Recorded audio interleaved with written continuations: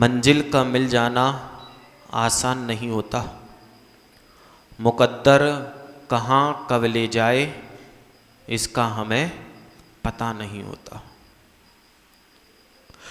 और आचार्य भगवान पूज्यपाद स्वामी महाराज सेकंड गाथा में यही कह रहे हैं, इष्टोपदेश महाग्रंथ। और हम कल समझ रहे थे कि जो हमारे अंदर युद्ध चलता है कि हम बहुत कुछ चाहते हैं लेकिन उतना प्राप्त नहीं कर पाते हैं। हम बहुत कुछ करना चाहते हैं लेकिन उतना नहीं कर पाते हैं। अंदर ही अंदर एक युद्ध चलता रहता है और उस युद्ध में कभी हम जीत भी जाते हैं और कभी हम हार भी जाते हैं। और जब हम जीत जाते हैं तो हमें वस्तु व्यवस्था समझ में नहीं आती है, लेकिन आचार्यों ने कहा है कि जब तुम हार जाओ, पंकज भाई, जब तुम बीवी से जीत जाओ कोई बात नहीं, लेकिन जब हार जाओ तो उस वस्तु व्यवस्था को समझ लो कि मेरा उपादान नहीं था, मेरा वह उपादान नहीं था कि हम जो चाह रहे हैं वह पूरा हो जाए। क्योंकि कोई भी कार्य पूर्ण कब होगा कमल जी? कोई भी कार्य पूर्ण कब होगा? अब कालू तो सोचे बैठा था कि बोली लंबी चली जाए, लेकिन उपादान भी तो होना चाहिए था। हम तो सारा प्रयास कर सकते हैं, लेकिन हमारा जो प्रयास है बिल्कुल थोड़ा सा। अगर आप एक पार्टी करने बैठ जाओ जयंत भाई, अगर तुम्हारे यहाँ पे ऑर्डर आते होंगे तो कोई अगर छोटी पार्टी करता है ना तो 8-10 हज़ार रुपए तो नॉर्मल। लेकिन अब आप ये देखो प्रदीप भाई कि आप जो पार्टी करा रहे हो उसमें क्या मिल रहा? आप जो पार्टी के आयोजन कर रहे हैं उसमें आपको क्या मिल रहा है, और आप एक जो धर्मानुष्ठान करा रहे हो उसमें आपको क्या मिल रहा है? जब भी पार्टियां होंगी कहीं ना कहीं से कितना भी आप बच लेना, लेकिन पाप का ही आश्रम होगा। निमित्त कौन बन रहा? पंकज भाई, निमित्त कौन बन रहा? जो पार्टी करा रहा है। जो पार्टी करा रहा है उसको आप बुला रहे हो, जितने भी लोग आ रहे हैं आपके निमित्त से एक जगह पर रहकर पाप का आश्रय कर रहे हैं। और यदि आप भाई नमोकार महामंत्र का विधान करते हो, कोई भी धार्मिक अनुष्ठान करते हो, तो आप स्वयं तो धर्म ध्यान कर रहे हो, साथ में आप बुला बुलाकर लोगों के पाप की क्रिया को छुड़ाकर धर्म की क्रिया करा रहे हो। इतना पुण्य का बंद कर रहे हो, इतने पुण्य का बंद करा रहे हो कि जब भी वह उदय में आएगा तो इतना तुम्हारे को भोगों की सामग्री देगा, इतने भोगों की सामग्री देगा कि उन भोगों को भोगते भोगते तुम उस भोगों को छोड़कर सिद्ध शिला पर पहुंच जाओगे। लेकिन समझ में तो आए, लोगों की समझ में नहीं आता। कमल जी, लोगों की समझ में नहीं आता। भाई अब एक सज्जन आए कल, सैलू भाई, बोले महाराज जी अब विधान ही तो करने, जब आपकी पुस्तकें छप के आ जाए ना तो हम तो 6 महीना में 6 महीना कर लें। लेकिन यहां पर तुम जो विशुद्धि प्राप्त कर रहे हो, घर में बैठकर तुम सालों साल भी विधान कर लेना, लेकिन एक दिन की विशुद्धि को तुम 1 साल में भी प्राप्त नहीं कर सकते। क्योंकि जब हमारी जो आत्मा है अकेले बैठ के हम पूजन करते हैं तो उस विशुद्धि की चरम सीमा तक नहीं पहुंच पाती है कि जब हम एक संगीत के साथ सामूहिक बैठकर करते हैं। और हमें ये भी देखना था कि हम सामूहिक दान जाप आदि क्यों करते हैं। आप याद करके देखो, इसके पहले आपने कौन सा अनुष्ठान किया था?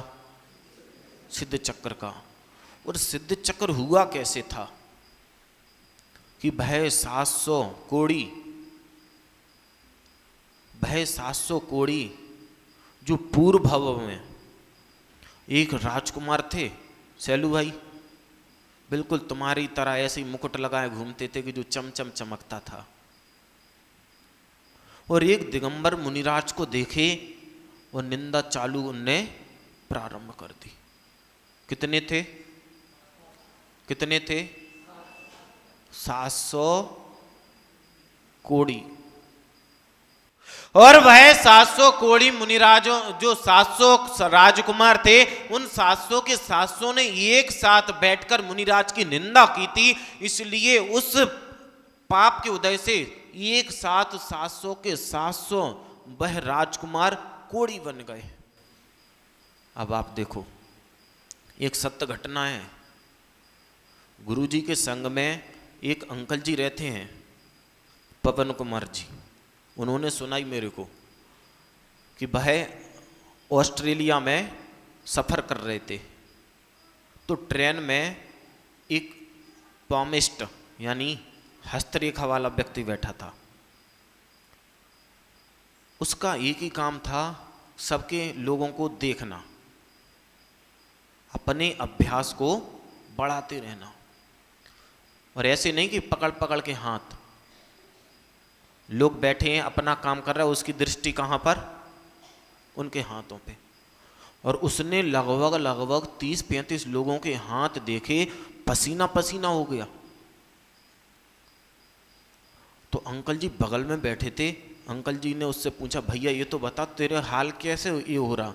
बोले, नाम लेके जो भी उन्होंने संबोधन दिया हो, बोले इस ट्रेन के साथ कुछ जरूर ना जरूर कोई ना कोई अनहोनी होने वाली है। बोले ऐसा तुम कैसे कह रहे? बोले मैंने जितने भी लोगों का देखा है हाथ, सबके सब 2-5 मिनट में मरने वाले हैं। और जैसे ही स्टेशन आया, अंकल जी उतर गए, वह पामिस्ट उतर गया, और 2 मिनट ही नहीं हुए आगे जाके वह ट्रेन दूसरे ट्रेन से भिड़ गई। और जितने लोग बैठे थे सारे के सारे मृत्यु को प्राप्त हो गए। कभी ना कभी जिनागम को आप उठाकर देखोगे तो जिनागम कहेगा कहीं ना कहीं इन लोगों ने एक साथ बैठकर एक साथ पाप किया होगा। और अब याद करो उस दृश्य को, जब तीर्थंकर का जन्म होता है तो कितने सारे रत्नों की वर्षा होती है। कमल जी, कितने रत्नों की वर्षा? कमल जी को खुद नहीं पता कि जब सिद्ध चक्र हुआ था तो हमने कितने रत्न बरसाए, और जब तीर्थंकर का जन्म हुआ होगा तो कुबेर ने कितने रत्न बरसाए होंगे, हम सोच भी नहीं सकते। तो जितने लोगों को रत्न मिलते हैं, जितने लोगों पर कृपा बरसती है, उन्होंने कभी एक साथ बैठकर ऐसे ही बिल्कुल जैसे आज आप बैठे हों और नमोकार मंत्र की आराधना कर रहे हों, वैसे ही उन्होंने कभी एक साथ बैठकर कोई धर्म चर्चा की होगी, धर्म का जाप किया होगा, धर्म का अनुष्ठान किया होगा, कि उन्हीं लोगों को पुण्य की बल से वह रत्न राशि मिल पाती है, उसके अलावा और लोगों को नहीं मिल पाती। इसलिए हमें सामूहिक जितने ज्यादा से ज्यादा बैठकर हम धर्म ध्यान करते हैं, धर्म की क्रिया करते हैं, तो हम अपने पुण्य को इतना गाढ़ा करते हैं, इतना गाढ़ा करते हैं कि अकेले बैठकर हम सालों साल भी उतने पुण्य को गाढ़ा नहीं कर सकते जो हम एक दिन में सामूहिक बैठकर उस क्रिया से अपनी आत्मा में पुण्य का उपादान ला देते हैं। और इष्टोपदेश में आचार्य भगवान पूज्यपाद स्वामी महाराज यही कह रहे हैं, योग्य उपादान अगर मिले तो, योग्य उपादान अगर मिले तो पत्थर से निकले सोना, योग्य उपादान अरो निमित्त से आत्म तप कर हो सोना। इष्टोपदेश ग्रंथ कहा है, इष्टोपदेश ग्रंथ कहा है, मुक्ति पाने के लिए मंदिर आया,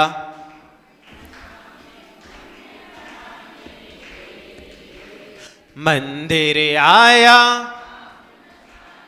पुण्य बढ़ाने के लिए, मंदिर आया पाप नसाने पुण्य बढ़ाने के लिए।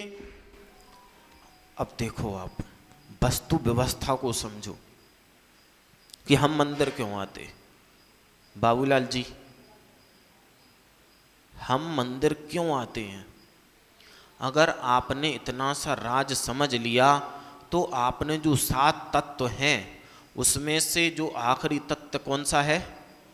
मोक्ष तत्व। अगर आपने मात्र इतना समझ लिया कि हम मंदिर क्यों आते हैं तो आप वह जो 7वां तत्व है उसको आप प्राप्त कर सकते हो। लेकिन उसके पहले आपको यह समझना पड़ेगा कि वस्तु व्यवस्था क्या है। निमित्त अलग चीज है, उपादान अलग चीज है। अब आप देखो कि निमित्त और उपादान क्या है। मां कौन बन सकता? मां कौन बन सकता? एक स्त्री, यानी कि एक लड़की।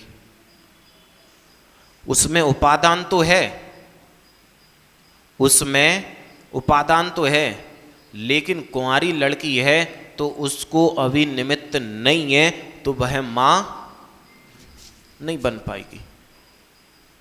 लेकिन अगर कोई विधवा स्त्री हो, वो बन जाएगी क्या? वो बन जाएगी क्या? क्यों? क्योंकि निमित्त का भी अभाव है। लेकिन कोई अगर बंध्या स्त्री हो तो भी नहीं बन पाएगी। क्यों? उसका उपादान नहीं है।